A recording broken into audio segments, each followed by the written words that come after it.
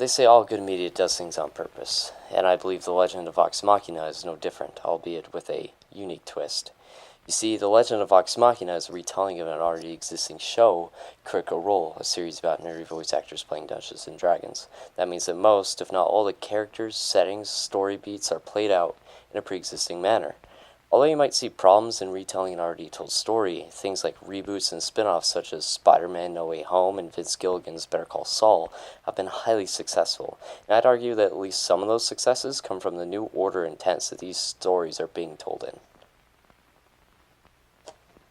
Let's get started, shall we?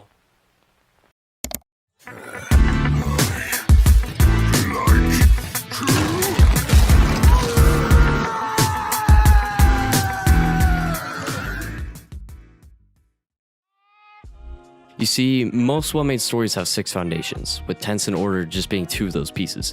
Tense, referring to the temporal order of the story's events versus how it's being told, and order, the succession of events that make up a story. These 2 tools can work hand in hand to make an already established story, such as The Legend of Vox Machina, into a brand new experience for the viewer. I think the first thing we need to bring up when talking about The Legend of Vox Machina is that first scene. First off, calling the episode The Terror of Taldore, which, by the way, is the first thing you see when you hit play in Prime Video. Then, seconds later, showing a dark contrast from bright and beautiful backgrounds to skeletons and storm clouds, hypes us up and makes us subconsciously infer about it before we even know what it is.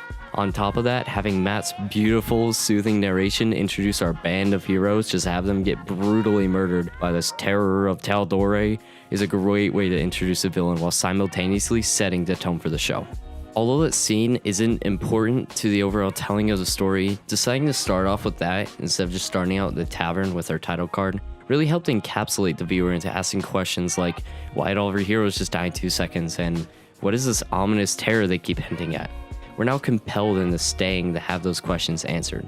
A similar elongated introduction was pulled off in the 2021 Suicide Squad movie, which I definitely recommend revisiting just to see that hook, with great effectiveness. Showing us fun things to watch independent of the overarching story being told is a great example of manipulating the tense and compelling your audience to see out the rest of your story. Going on to the rest of the 2-part episode, we don't actually start at the beginning of where Critical Role's Season 1 story starts. Rather, director Young Heller and writer Brandon Armand start off the show with a retelling of the story of Vox Machina and Brim Scythe, a dragon they fought in the short story precursor to Critical Role, aptly named The Story of Vox Machina. This is a great decision for many reasons. This alternate start gives new viewers a well-written, independent story that anyone could get into with no prior knowledge, while simultaneously giving fairly untouched content for Critical Role fans to overanalyze and explore.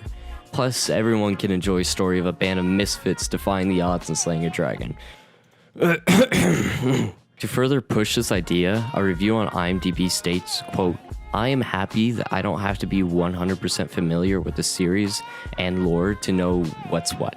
At least I know who the main good guys are, who's the cast, and where the fun begins. Making that decision to completely change the order of events in this retelling seems like it really enhanced the enjoyment of new and old viewers alike. I absolutely cannot wait to see the direction the writers take with this show. I don't doubt it's going to fall front and center with all the other popular series based on games like The Witcher, Arcane, Dota, Dragon's Blood, all of which are absolutely amazing. Please check out. But while we both wait, in the meantime, feel free to check out other content here. Thank you so much, and until next time.